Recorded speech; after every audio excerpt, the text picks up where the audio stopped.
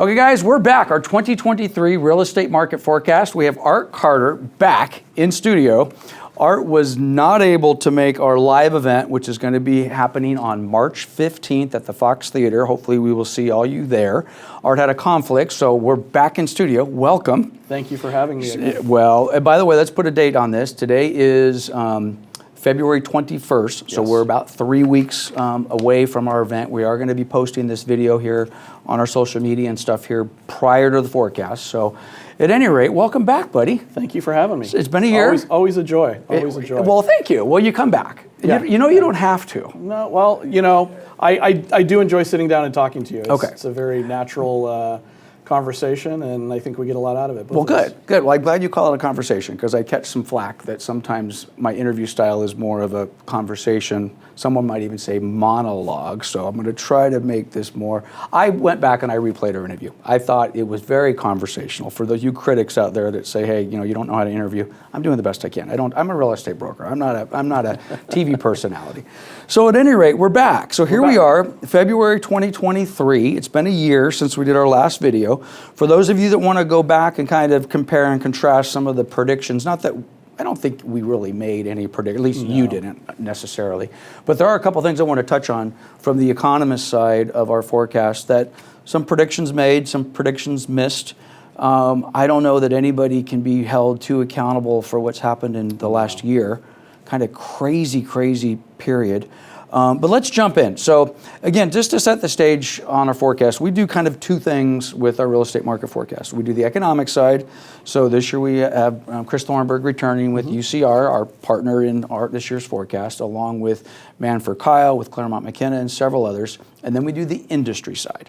I'm not an economist. You're not an economist, last I checked. We're the industry guys. Broker owner, CEO of the largest MLS in the country? Largest MLS in the country still. Nice. And the second largest is what? Bright? Bright. Okay. Back east. Okay. So largest CEO, CRMLS Incorporated, largest multiple listing service in the country. So you're an industry guy. I'm an industry guy on the broker side. I guess in effect, I'm kind of your client. Are you consider me your client? Is that why you're here? You're my boss. Oh, gosh, good Lord. It's a scary thought. Okay, so 25 years in the business. How many years with CRMLS now? 20? 19. 19, okay.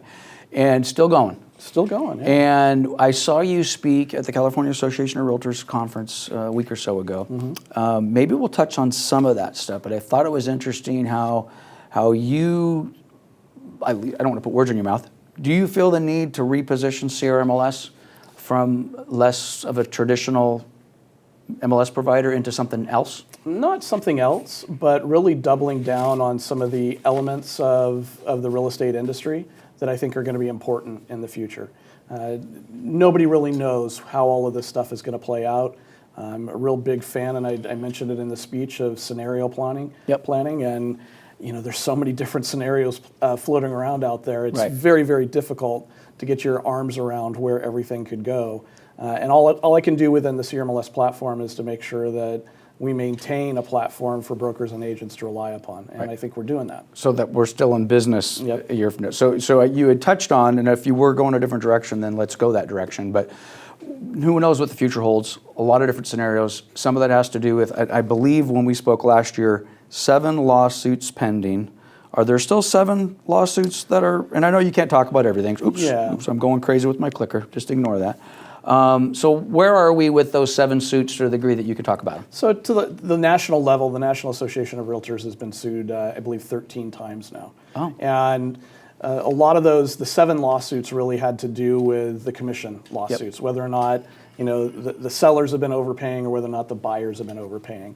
And those are all still, in as much as we'd like to have some closure on some of them, they're all still going. Right. Even the buy-side one, which was dismissed early in 2022, has been refiled and is still going. So we're just kind of in a waiting pattern right now as to what's going to occur with those lawsuits. So contrary to everybody's excitement with the DOJ, NAR, what do we call that? A set-aside or a dismissal, or they were just said, hey, you have to honor what was previously...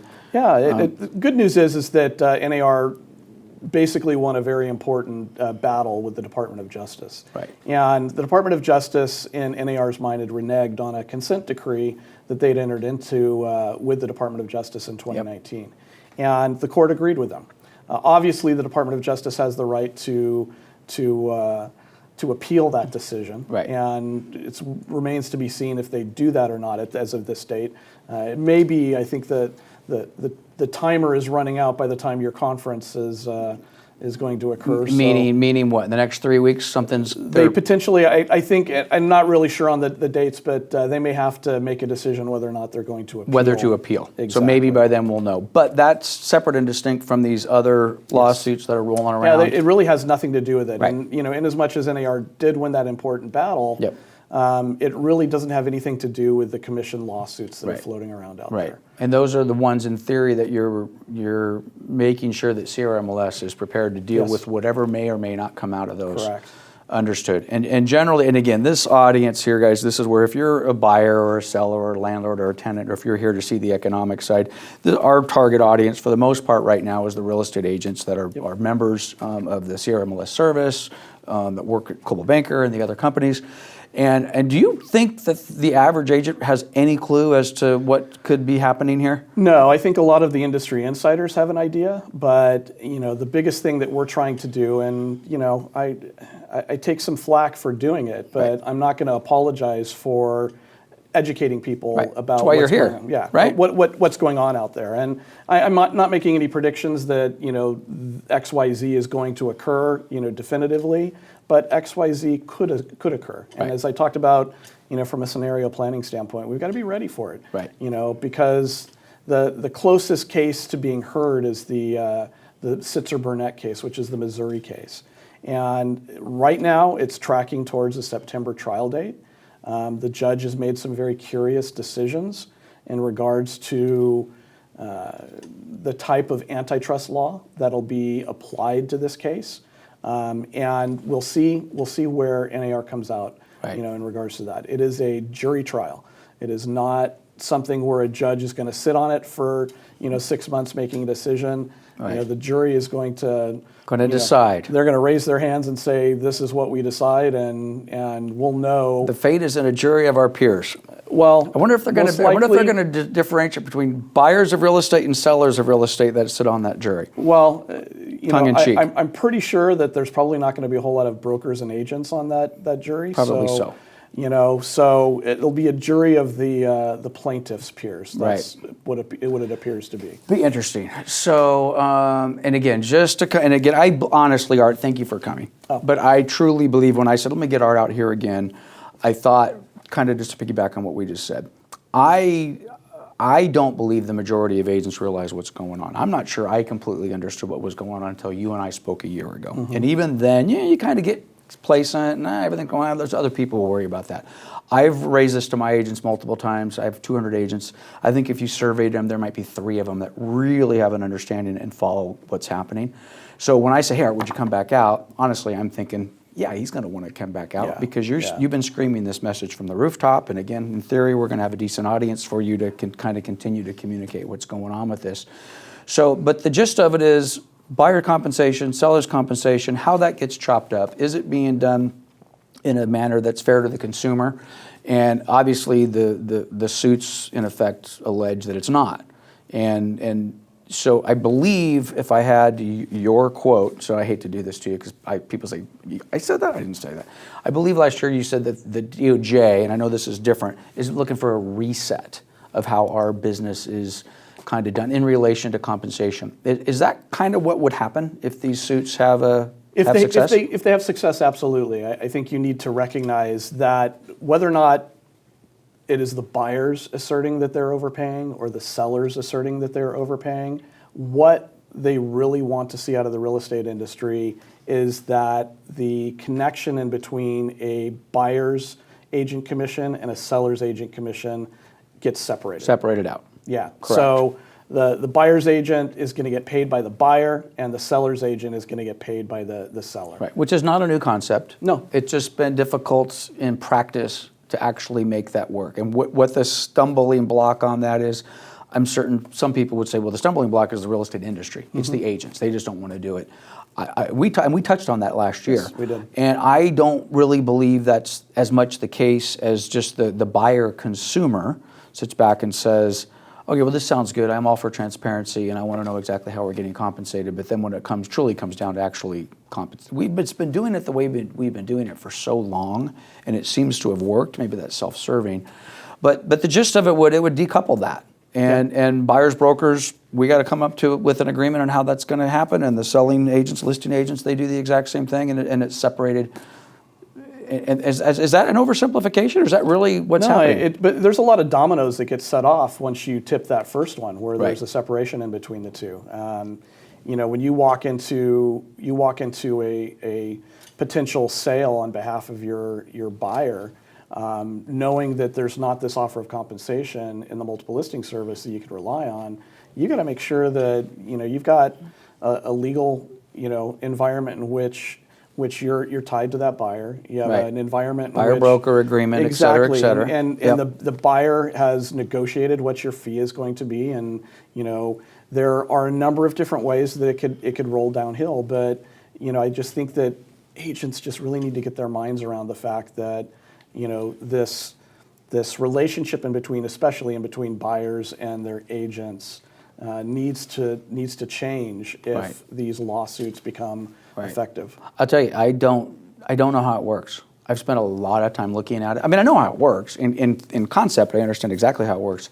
I just don't know how it works in practice. I really don't. And again, I did go back and I watched our video from a year ago, and we touched on this. And I think I said, 30. I've been doing this since '87, so we're 36 years. Good Lord, 36 years ago, buyers broker agreements were out there, and there was at least a period of time where it was like, hey, this is the way we want to go, and it's being practiced in other parts of the country, and we should do it here. And I remember trying it for a minute, and maybe I didn't try it for 2 minutes, but I tried it for 1 minute. I'm like, wow, this just isn't working in my marketplace. Yeah. Maybe in a different marketplace, but I don't know. I'm troubled by it because it is truly a reset, and I don't know how our industry at a minimum looks different. Brokerage looks different. Obviously, compensation looks different. So we'll see. I just don't see it.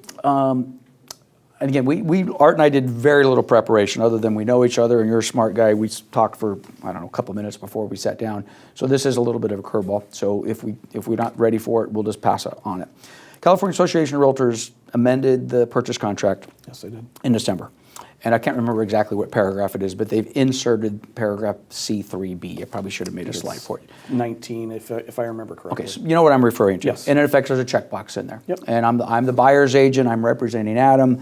And as I'm representing Adam, we have to have a conversation because it's in the contract that I check the box that says Adam and I have a buyer's broker agreement, and then we refer back to that, or I leave the box unchecked, which I guess in effect says we don't have that, and we're going to move forward under existing relationship. The realtors have no idea what that means.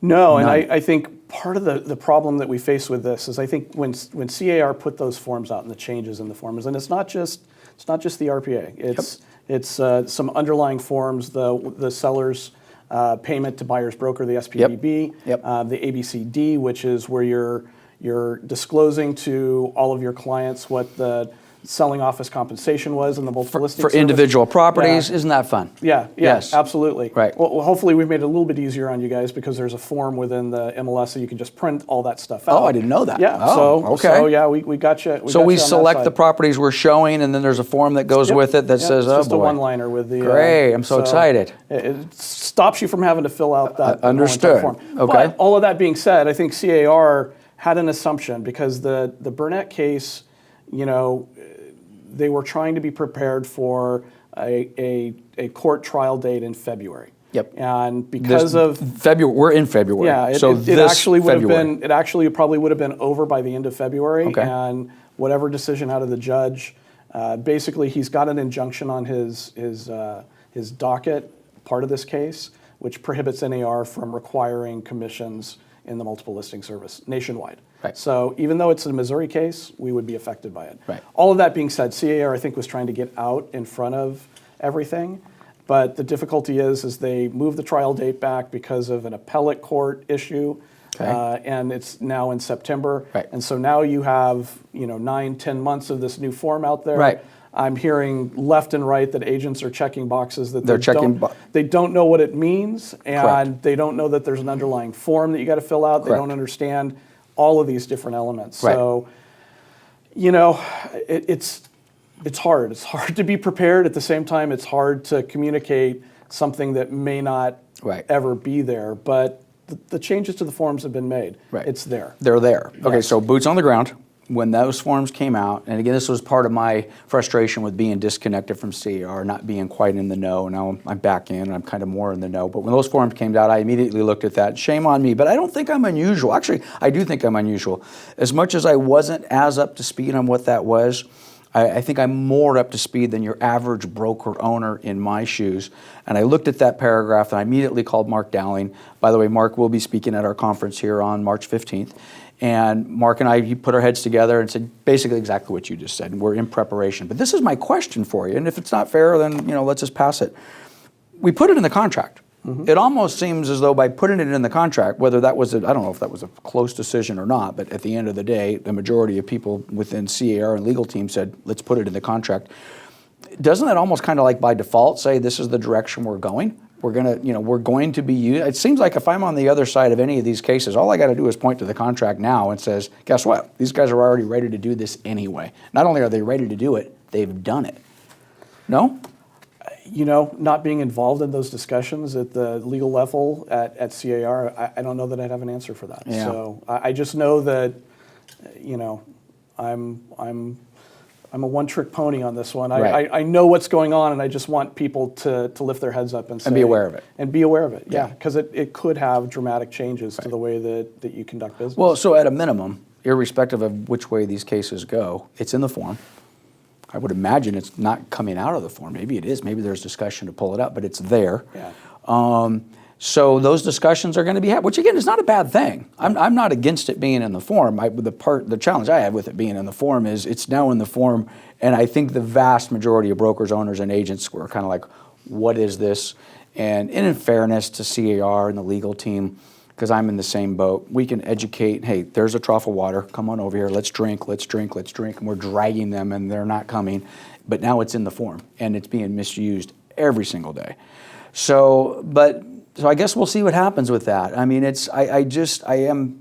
I'm concerned that we're setting ourselves up for something that ultimately is not going to work long term. And I don't know, but I guess maybe we don't have a choice. I mean, if that's the direction we go, you don't have a choice, you just do it. And at the CRMLS level, loud and clear coming from our brokers and from our committee structure, they didn't want to effectively make any changes to the system until we knew what was going to occur. Right. And rightfully so. So that's really kind of we're in a holding pattern, as I said, waiting for this first shoe potentially to drop in the September, October. That'll be September, October. Okay, so again, I went back and I watched our video. I don't know that I completely understood, or maybe I misheard, but you made reference multiple times, not only to the DOJ, but to the FTC. Yes. And so, I just listened to the last, by the way, go back, as a good setup to watch Art's video today, go back and watch the video. It's on the YouTube channel. It's the 2022 Art Carter interview for the Real Estate Market Forecast. It's 40 minutes long. And it'll help maybe put a little context on this. So I watched that and I thought, man, maybe I missed the fact that we really need to be keeping our eye on what the FTC could do. Is that still something to be concerned about? Absolutely. And they would just come in by fiat and say, hey, these are the new rules. You call it fiat, they call it regulatory authority. So so they do have the capabilities of doing that. And if anybody's been watching what's going on with the FTC over the last 6 months, very different ways of looking at connected marketplaces. And we'll see what comes out of all of that, but the Department of Justice has to legislate, or has to litigate in order to force change, or litigate and then negotiate those changes. The FTC could regulatorily step in and do some things. Now, would that be something that would just we'd wake up one day and we'd get some sort of regulation handed down from the FTC, or is this something that we could see coming? I would hope. I was reading some articles last week about some of the regulatory processes that the FTC normally follows, Right. and that they haven't been following in other arenas. I would hope that the FTC would put a new rule out for people to follow and leave it open for community input. We may not get that opportunity. Right. So I'm not really sure where things could land. And as I've told people before, an attorney that I meet with on a regular basis now has the term that could be a nothing burger. Right. And we just don't know at this point, but there's enough uncertainty with the lawsuits going on that there is potential that the FTC is just waiting to see what happens with the lawsuits, and then may have some ideas of what they want to see out of the real estate industry. Wow, interesting stuff. Now, again, last year you said that got people's attention because we have $100 billion annual commission business. That's the Department of Justice's assertion that they Right. made in their lawsuit with NAR. Right. Do we still have a $100 billion commission, or did that number did we shrink that just a little bit? I think we've probably shrunk that a little bit, but Okay. We'll have to I'm see. curious what that number is. Is it a 5% shrink? Is it a 40% shrink? We'll talk maybe, Art and I may segue into some of the economic stuff. I know normally you and I, even myself, I'm not an economist, I don't know, but I will tell you, a matter of fact, I will share these. I was with Art in La Quinta at the CR meetings. There's two, he had a multiple point slide, but there's two of them that I pulled off on here, which talks about, so this is CRMLS data. Mm-hmm. So 37,000 new listings last year. 234,000. 200, what's this? What's this 307 up there? These are the sales. You said 37,000. Oh. So 307 new listings. 307,000 new listings. 234,000 closed sales. Right, and you can't really see behind Art. Don't worry about that. We'll put these slides and some other stuff on so you can take a peek at it. But we've seen, a variety of sliding basically the market seemed to have peaked in May for the most part of last year. And we've seen prices and sales kind of be impacted for whatever reason, interest rates, economy, just shifting. So I don't want to necessarily leave this slide up. They've got another slide which we may get back to in a minute, $500 billion in sales volume. Seems like a pretty big number. But I'll leave Powell up there for a second. So when you and I sat a year ago, which was March 15th of 2022, that's the date that we did that interview, interest rates were 4.5%, okay? And at the time, we were coming off low threes, and we sat back and said, okay, we're at 4.5%. Wow, that's kind of a big jump. I don't know that we've ever gone from 3 to 4.5% in 3 months or whatever it happens to be. So if we had been sitting down a week and a half ago, we probably would have been saying we're somewhere in the low sixes, mid to low sixes, and then Chairman Powell makes some comments, some other people make some comments, some job reports come out. And again, I don't want to focus on Powell, but this is median price in Riverside County.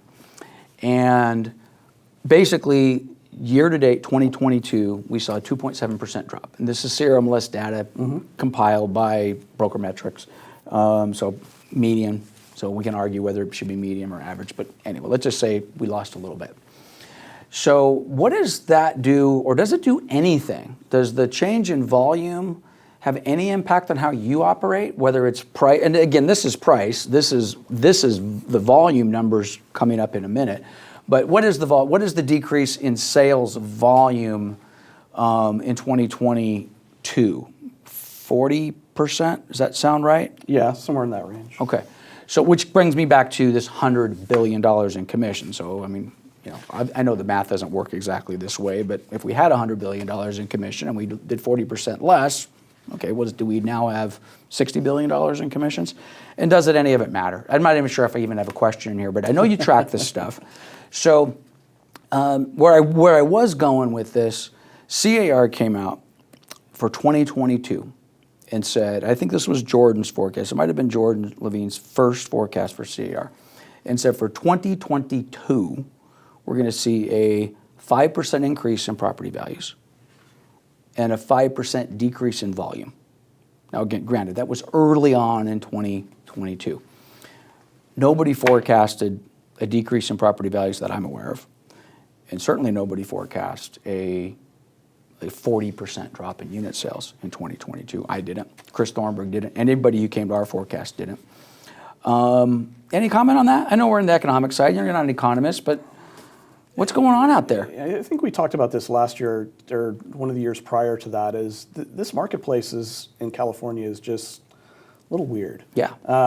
Really trying to get your arms around an infrastructure that, and I just, I took the leisure of talking to a lender I know on the way over, and okay. As of today, they're quoting people 7 3/8. 7, yeah, yeah, so, easy. Yeah.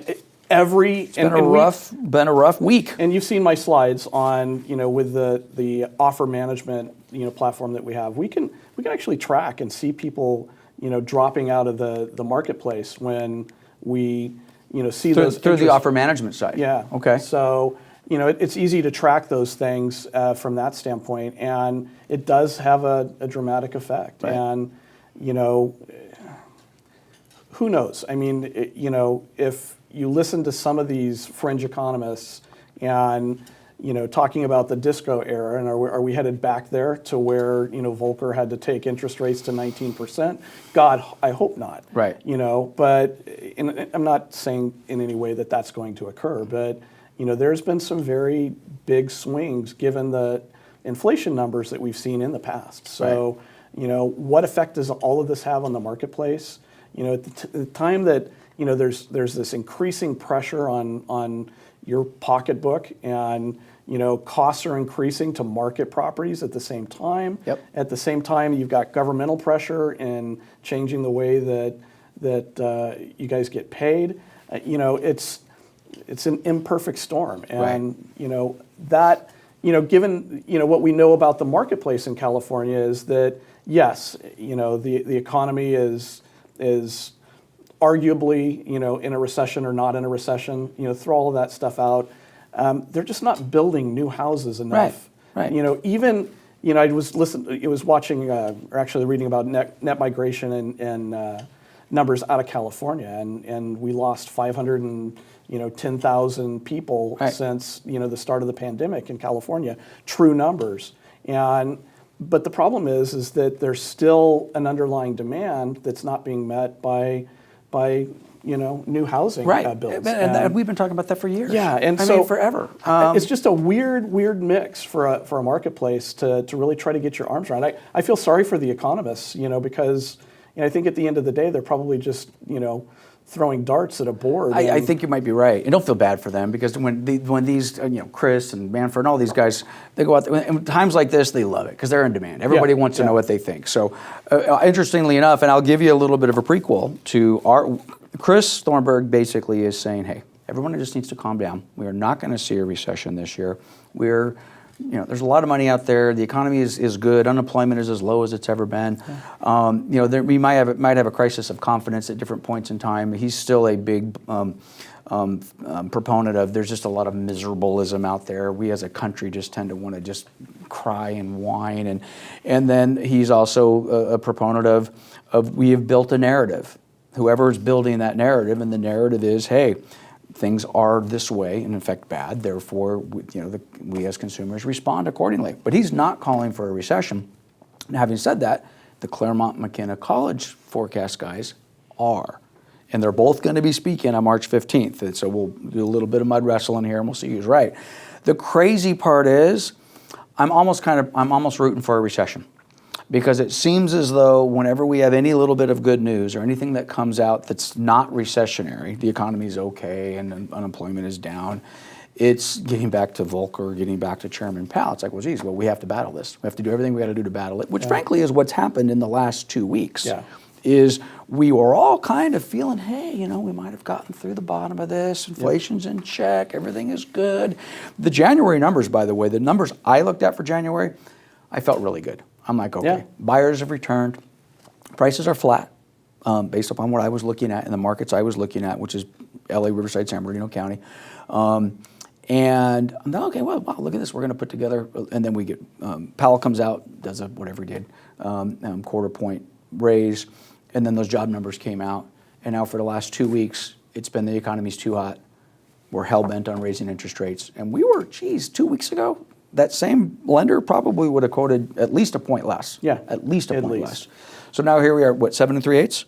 That was what I got quoted. 7 3/8? Yeah. So who knows? Maybe we'll be marching up that ladder a little bit more. So, so good news appears to just prompt the wet blanket from the feds. So getting back to my outlandish support of a recession.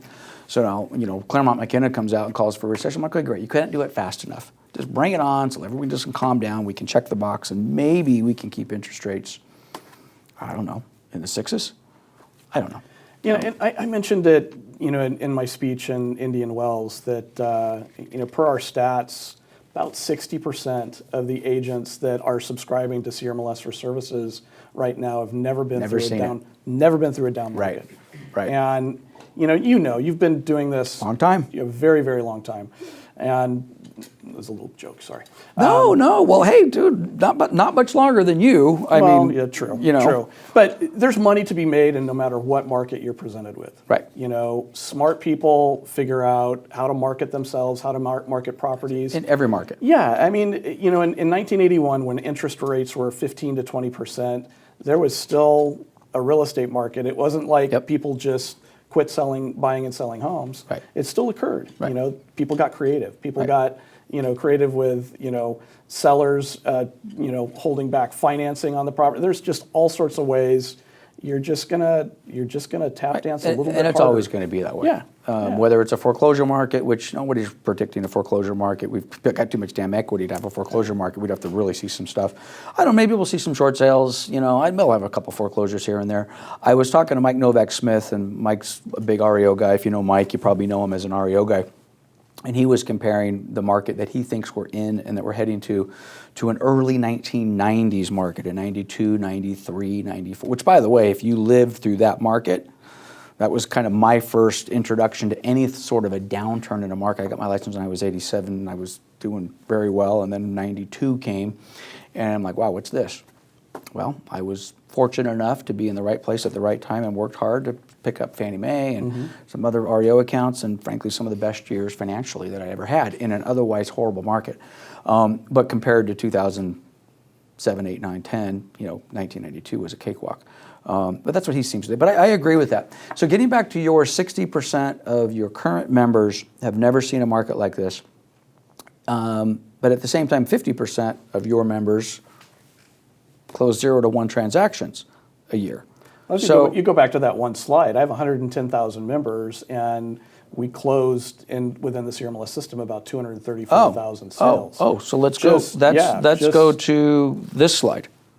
Okay, so how many members do you have? I'll let you do the math. Okay, well, let me do it. 110,000, 234,000 closed sales. Okay, well, let's do the math. So let's just say that average of 2 transactions per agent, but let's face it, there's a lot of agents that did 20, 30, 40 transactions. Just use that 50% figure. So, we've got 55,000 agents that are chasing these 234,000 sales. But okay. But the thing is, of those 110,000, I have the same conversation with Mark Dowling, and I used to have it with Joel Singer. But those agents aren't in the business. I mean, I hate to say it, guys. I hate to say it. I know you're paying your Association of Realtors dues, and I know you're paying your quarterly MLS dues, whatever the relationship is with your individual association. So whatever that's costing annually to be in the business, more than 50% of those people truly are not in business. This is a hobby. And stats show us. Right. Stats show us that. Right. But they're willing to pay. It's almost like a gym membership. I'm paying to go to the gym, but I never go to the gym. Right? It's. I hate to say it. It's really. And frankly, I think it's really one of the biggest challenges with our industry as a whole, is and of those other. I mean, guys, even if you're closing 1, 2, 3, 4 transactions a year, it's hard to make a living in this business. You're not making a living. You're not making a living unless maybe you're Newport Beach and you're doing those deals. So point being though, so your membership. What's the projection for CRMLS's membership this year? Flat? No, we're looking to be about 3 to 4% down. Okay, and that's just because you're conservative in budgeting, or do you really feel you're going to lose that money? I literally watch on a weekly basis, and through the mid part of February, we're down 2.8%. Is that a good judge, though, that early, or compared to February a year ago or 2 years ago? Exactly. Okay, so less than 5%, 2, 3, 4% drop. Okay, not a bad thing, guys. Not a bad thing. I mean, I know Mark Dowling and I kid about this, but triple the dues. And get rid of 50% of the agents, and we still have 50% too many. Yeah. I mean, at the end of the day. So, But that is an interesting number. Honestly, I truly think, it used to be when I got into the business, it was always location, location, location. And I would sit down with my sellers and say, oh no, because I was primarily a listing agent. Yeah, that's cute. Location, location, location. Nah, it's location, condition, and price. That was kind of my pitch as an agent. Now I've substituted that with what I think our current marketplace is, which is supply, which is low but better. By the way, I do have a chart for that. Supply, demand, and interest rates. So those are my location, location, location. Nah. Location, condition, price. Nah. Supply, demand, and interest rates.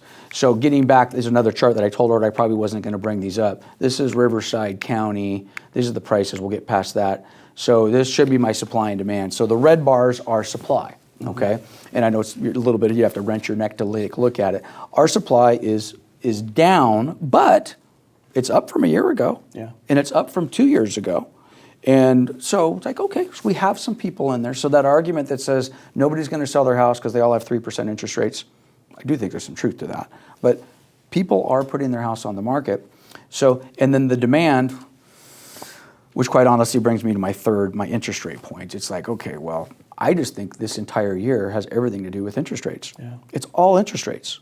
And whatever Chairman Powell and the Fed board wants to do to reel in inflation or cool down this economy, his hammer is interest rates. And in our world, I mean, that's why we talk about recessions. Guys, whether the United States economy is in a recession or not, the real estate industry is in a recession.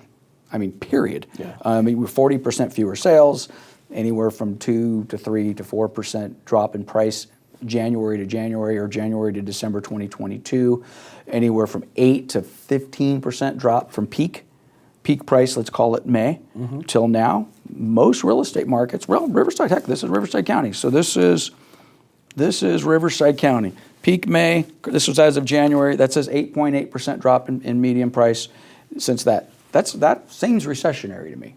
So anyway, I guess we'll just see. I guess we'll see what happens with interest rates. We'll see what Powell does. Getting back to your members, though, so your adjustment, this is where I want to wrap up because I want to kind of get back in your wheelhouse.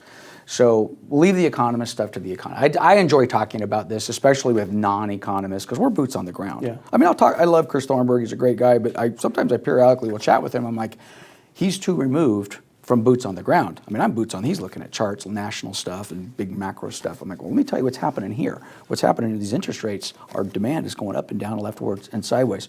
But getting back to your wheelhouse, you had said something in CAR about changing, and I don't know if you can talk about this, changing part of the model at CRMLS as it relates to delivery of services. For example, and I'll leave names out, but I subscribe to some third-party vendors that are basically pulling data out of CRMLS, repackaging it, and selling it to me. And I spend a fair amount of money, or remain nameless. I thought I heard you say that you guys may be thinking about, delivering some of those services directly.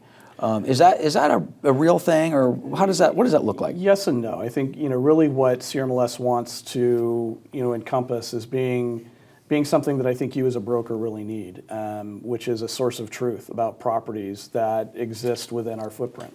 Okay. And that source of truth could include, some of those statistical reporting pieces and elements along those lines. We're never going to shut off or cut out companies that want to do that, because there are unique use cases that you may want to dive into data a different way than any other broker does. So we're always going to allow for that. But really, collecting as much information as we possibly can about a property, long term is going to be in your benefit. I was reading an article last week that, lawsuits in the real estate industry are at an all-time high. Right. And shocking. Shocking, exactly. And a lot of that comes from what you don't know about a property walking in, is your liability.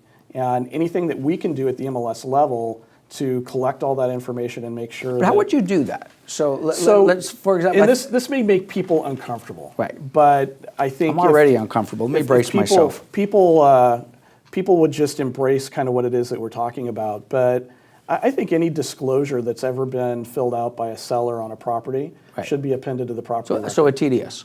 So TDS, anything. Visual but we're inspection. talking disclosures that were actually created by a realtor and a client that ultimately somehow gets appended to the property forever.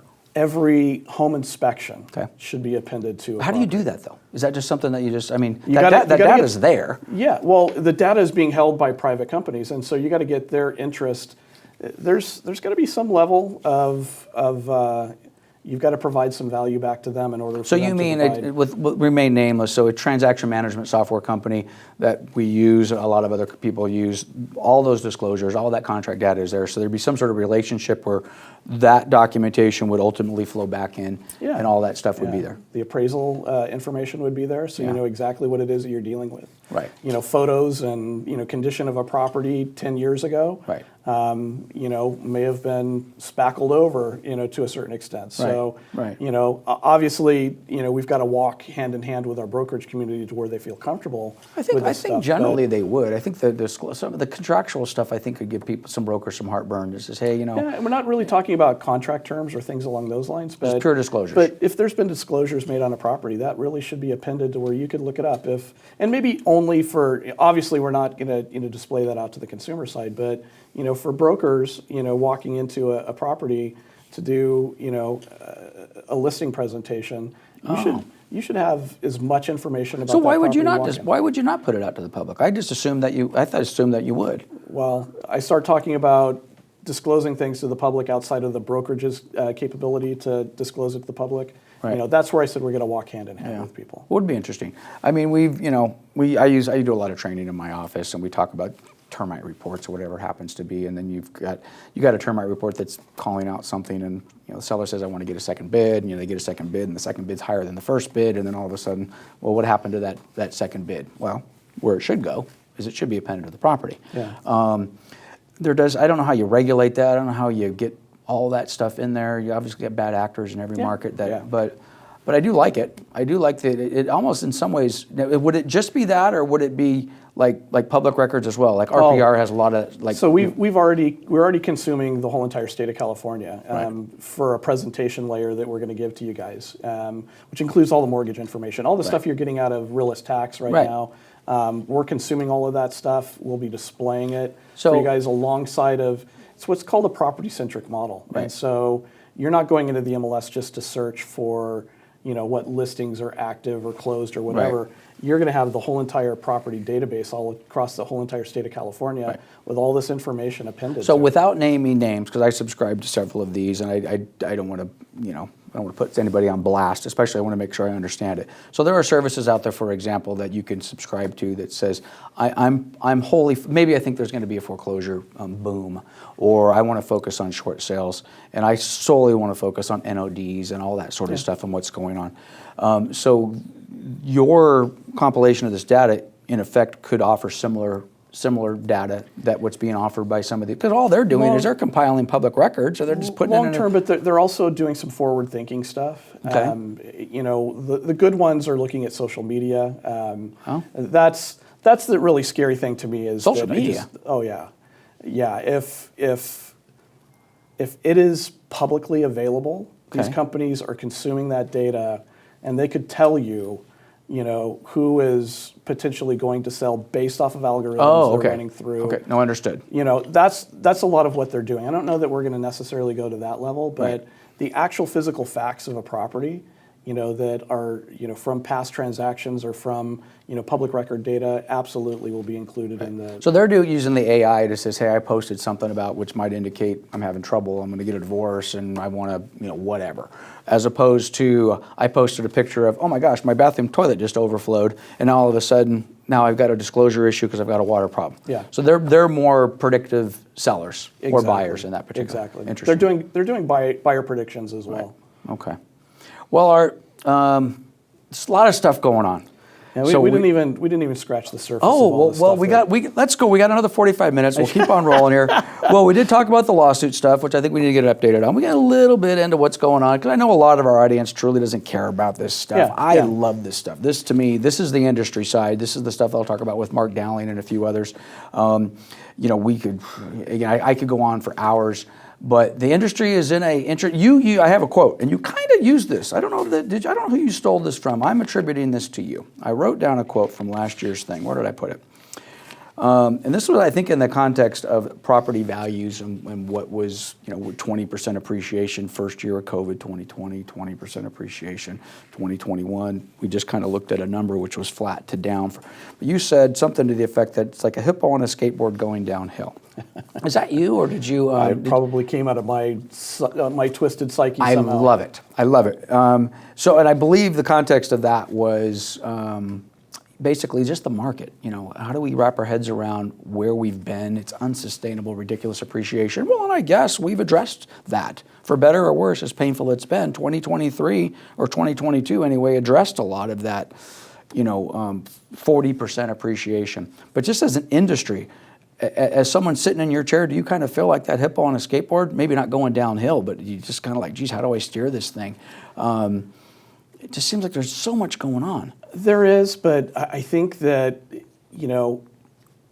I've been watching some of this stuff for 5 years. And in as much as you never want to take the Eeyore approach to things, there's a certain value in being prepared for worst case scenarios. Because if you prepared for the worst case scenario, you're not going to get surprised if something occurs. And if it doesn't happen, if what you've done makes your brokers and agents' lives better, then why not? And what gives me up, in the morning and really excites me is a lot of the stuff to do with data analytics and AI and some of the movements and some of the ways of making brokers and agents' lives easier. I have a guy working for me on the CRMLS side. His name is Jeff Turner, and he's famous for saying, agents don't want the easy button; they want no button. True. And that really is where we at the CRMLS level have to get for people is to give them that no button. To have that ability to log into. And it's done. Yeah, to log into your system and have all of this information surrounding you and not having to go to a title company, not having to go to tax record database, not going to mortgage record database, not going to all these different places to bring all of it together, have it all together for you, and the ability to feed it out to your websites. It's the dream of the one-stop shop, it's, I don't know if we'll ever be there. And I agree. We will. We will. Okay. Does that make us better? Define better. Yeah. Well, it just seems to me like by the way, I want the no button, but maybe for different reasons, because I'm a data guy. I want to have it all. I love the idea of having all the disclosures and all that in one place. I just get worried that sometimes we're just taking this down to, let's make this easy for not the lowest common denominator, but we want to make it easy for, shall we say, the less professional. What does the consumer pay you for? Well, it depends. I think, it depends also who my consumer is. If my consumer is my agents basically want a brokerage who's going to be professional and train them and be there shoulder to shoulder throughout the transaction as needed. Some of them just want us to stay out of their way, but that's fine. But at the same time, they want to look at you and say, I'm proud to be associated with Coldwell Banker. I'm proud to be associated with Lance. He's got knowledge. He brings that to the table. The consumers, I think, are different. I would always sit back primarily as a listing agent. And they always talk about price. They talk about commissions. You're not paying me for that. You're basically paying me for a transaction. You don't even know what you're paying me for. You're paying me for when I list your house, we're going to have an offer. We're going to present it to you in such a fashion with all the facts that you're going to make the best decision, even though it might look like a different decision is better. And we're going to get you from A to B with the least amount of problems in the quickest amount of time and meet your needs. Most people, oh yeah, that sounds great, Lance, but I still needed an extra $50,000 for my house. If I do my job, then those two things align. Unfortunately, that can be very hard to articulate that value proposition to a client, and not to bring it back to compensation, because we started the meeting that way, and it's not the type of thing that Art and I can discuss, in any setting. But so much of what we bring to the table in the consumer eyes is all wrapped around compensation. And kind of like to the DOJ or whoever, I think we touched base on this. They feel like we're paid too much. Okay, I don't. I absolutely don't think I'm paid too much. But then again, I think we do a bang-up job. And I think we represent our clients in such a way that they sit back. We did a hedge fund thing. We haven't even talked about that. A couple years ago, we did a hedge fund thing. I'm so proud of this. We did 351 properties, 351 transactions in 12 months with one client. This client had the most demanding standards of any client I've ever worked with, ever. And the fact that we made it from transaction 1 all the way and closed transaction 351 was a miracle, okay? Because honest to God, I don't think your average agent or brokerage could do that. But they didn't see what was going on behind the scenes. They didn't see the 18-hour days, 7 days a week, and all the rest of that. They wanted the no button. They just wanted the easy button or whatever we're calling it. You do it. I don't want to see the sausage being made. So I'm not so sure what the consumer wants. And I do think a lot of what the consumer sees right now is it's just easy. You just put it on the MLS because you got 12 offers. What's the big deal? Yeah. Well, and I think that dynamic is changing. But if we can do our jobs and do it in a way that took 4 or 5 of those hours a day off of you during that transaction process, sign me up. I can't at my level, be worried about the people walking in the door. But what I can, worry about is the data that I'm providing to the people walking in the door. Right. That's for people at a different level to determine, all of the professional standards and things that go on in the industry. But I do feel that that's our job, and I think the data's there. Right. Aggregating it and presenting it to you guys in a fashion that makes you look smarter in front of your clients is everybody's goal. Well, and if your message is, whether it's 4 or 5 hours a day, or frankly 4 or 5 hours a week, or even 4 or 5 hours a month, that you can sit back and say, because of the delivery at CRMLS is done, that's the value that we're going to bring to the agent, then I think that's a home run. Yeah. So Art, we are very, we are lucky to have you. Art Carter, CEO of CRMLS Incorporated. Something tells me you're going to have a job for a while. You keep looking, Mexico's calling, so it may not be for whenever next time I call you and I get that international ringtone, then yeah. So anyway, thank you, Art. Thank you, sir. Appreciate you. For the rest of you, March 15th, we're going to be live at the Riverside Fox Theater. Registration from 8 to 9. Program starts at 9 o'clock sharp. We will run till 1 o'clock. As always, just packed with content. So hopefully we'll see you there.